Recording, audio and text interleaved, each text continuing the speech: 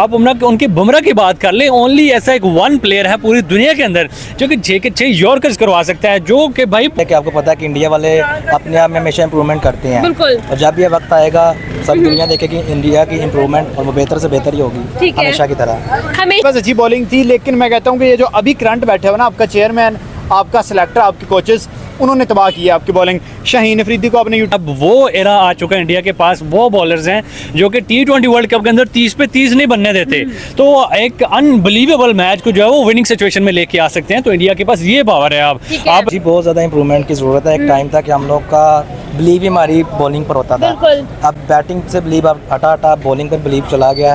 अब उस शोएब अख्तर, वसीम अकरम, वकार यूनुस, स्कलैन मुश्ताक, उनके नाम ही डुबो के रख दिए हैं। हमारे पास 2022 तक इवन के बड़ी अच्छी बॉलिंग थी। शाहीन अफरीदी, नसीम शाह, हारिस रऊफ, मोहम्मद हसनैन अच्छा लड़का था हमारे। हेलो व्यूअर्स, अस्सलाम वालेकुम, पाकिस्तान, नमस्ते, India, this is your host Sham Nadar, you watching my YouTube channel. आज हम लोग बात करेंगे पाकिस्तान वर्सेस बांग्लादेश का मैच, टेस्ट सीरीज जो कि पाकिस्तान में हुई। इस वक्त टॉक ऑफ द टाउन बन चुका है पाकिस्तान। अब वो टीम बन चुका है जो एक टाइम पर दुनिया की बेहतरीन क्रिकेट टीम हुआ करती थी। आज वो यूएसए से हार चुकी है, आज वो अफगानिस्तान से हार चुकी है, अब जिम्बाब्वे से हार चुकी है, और अब हद ये हो चुकी है कि बांग्लादेश से हम घर में हार चुके हैं। तो ये सारी बातें हमारी बॉलिंग पर बहुत सारे सवाल उठाती हुई नजर आ रही है। तो अब यही बांग्लादेश टीम जो कि पाकिस्तान से जीत चुकी है, अब इंडिया से मद्दे मुकाबल होने वाली है। तो इंडिया की परफॉर्मेंस और बांग्लादेश की परफॉर्मेंस के बारे में हमारे लोग क्या कहते हैं, क्रिकेट फैंस क्या कहते हैं, जानेंगे आज की वीडियो में।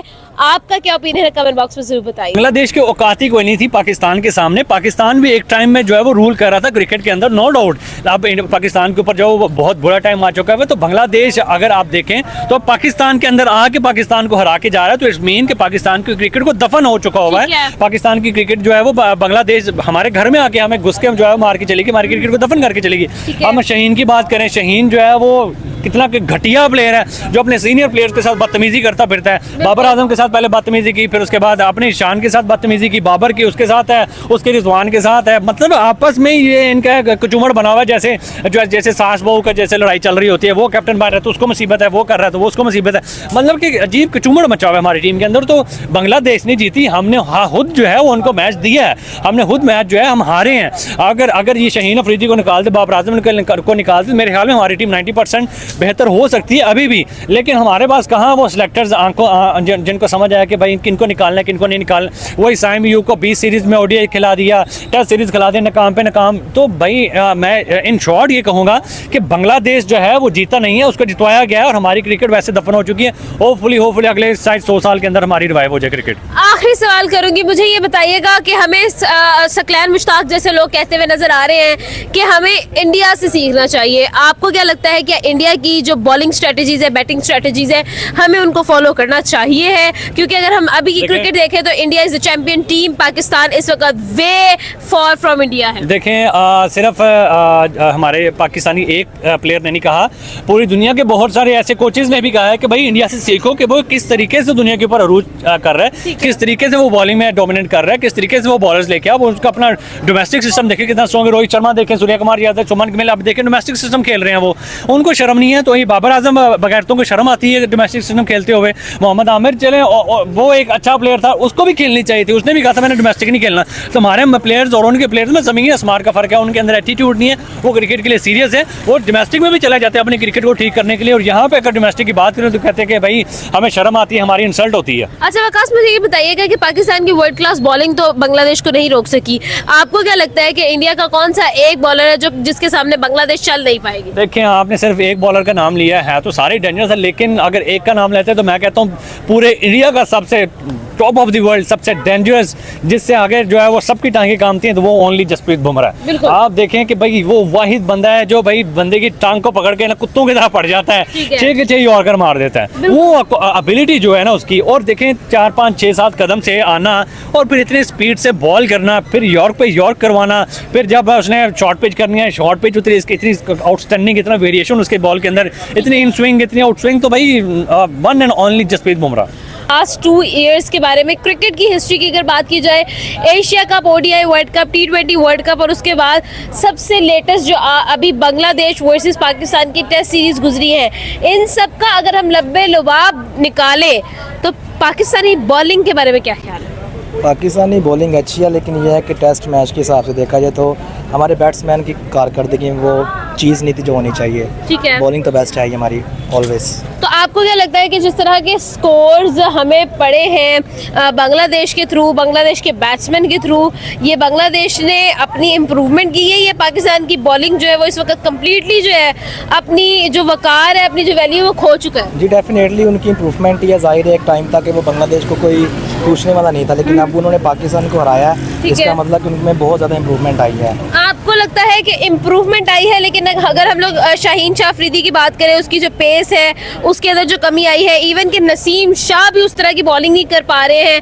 अगर हम लोग बॉलर्स की बात करें तो हमारे 4 पेसर्स है, चारों ही बिल्कुल फारिग बॉलिंग करते हुए नजर आ रहे हैं, मीडियम पेस पर काम करते हुए नजर आ रहे हैं। तो आपको लगता है कि हमें इम्प्रूवमेंट की ज़रूरत नहीं है? जी बहुत ज़्यादा इम्प्रूवमेंट की ज़रूरत है। एक टाइम था कि हम लोग का बिलीव ही हमारी बॉलिंग पर होता था। बिल्कुल। अब बैटिंग से बिलीव अब हटा बॉलिंग पर बिलीव चला गया, अब उससे भी हट गया, तो फिर हम क्या कर सकते हैं। बहुत ज़्यादा इम्प्रूवमेंट की ज़रूरत है। बहुत ज़्यादा इम्प्रूवमेंट की ज़रूरत है। अगर हम लोग पिछले कुछ ईयर्स की बात करें तो हम लोग उस तरह से अपनी बॉलिंग के ऊपर जो है ना वो अपनी ठाठ बिठाते हुए नज़र नहीं आ रहे। तो आपको क्या लगता है, अगर हम लोग ऑन दी अदर हैंड अगर इंडिया की बात करते हैं, आने वाले टाइम में बांग्लादेश की जो सीरीज़ है वो इंडिया के साथ होने वाली है, तो इंडिया के जो पेसर्स हैं वो बांग्लादेश को रोकते हुए नज़र आ रहे हैं? जी बिल्कुल जाहिर है कि आपका ख्याल यही है कि आपको पता है कि इंडिया वाले अपने आप में हमेशा इम्प्रूवमेंट करते हैं। बिल्कुल। और जब ये वक्त आएगा सब दुनिया देखेगी इंडिया की इम्प्रूवमेंट, और वो बेहतर से बेहतर ही होगी। ठीक है। हमेशा की तरह। हमेशा की तरह बेहतर से बेहतर होगी। आपको क्या लगता है कि कौन सा ऐसा पेसर है जो कि बांग्लादेश को बिल्कुल परफॉर्म करने नहीं देने वाला? जितना बांग्लादेश यहाँ पर खुल के खेला है उतना ही जकड़ लेगा इंडिया उसे। सर आज का हमारा सवाल होगा, हम लोग बात कर रहे हैं असल में पाकिस्तानी बॉलिंग के बारे में। पाकिस्तान की बॉलिंग के बारे में बात करते हैं। पास्ट फ्यू ईयर्स में पाकिस्तान की जो बॉलिंग थी वो वर्ल्ड क्लास बॉलिंग से एक डिसअपॉइंटिंग बॉलिंग की तरफ आई है, और हमने इसको खुद विटनेस किया है, जिसकी लेटेस्ट एग्जांपल मैं आपको दूंगी बांग्लादेश और पाकिस्तान की टेस्ट सीरीज के मुताबिक। आपको क्या लगता है कि पाकिस्तानी बॉलिंग जिसको हम वर्ल्ड क्लास बॉलिंग कहते थे, क्या अब हम उस स्टैंड को जस्टिफाई करते हुए नजर आ रहे हैं?